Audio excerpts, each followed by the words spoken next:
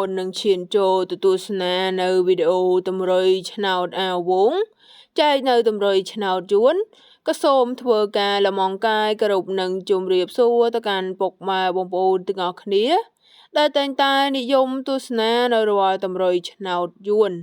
ដែលថ្ងៃនេះផងដែរក៏មាននៅតម្រុយឆ្នោតនៅលេខដូចជាសពមួយដងសិតសឹងតែជាលេខច្បាស់ទៀតហើយយកមកធ្វើការហៅលេខជូនទៅកាន់ពុកម៉ែបងប្អូនទាំងអស់គ្នាអាវងសូមលេខអូឆូតហោកអាវងសូមលេខឆូត14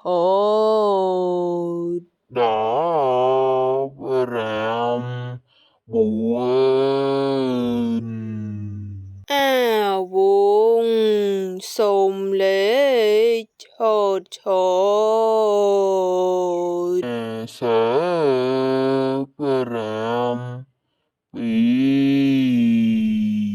អាវងសូមលេខឆូតអាយចាំសួរម្ដងទៀត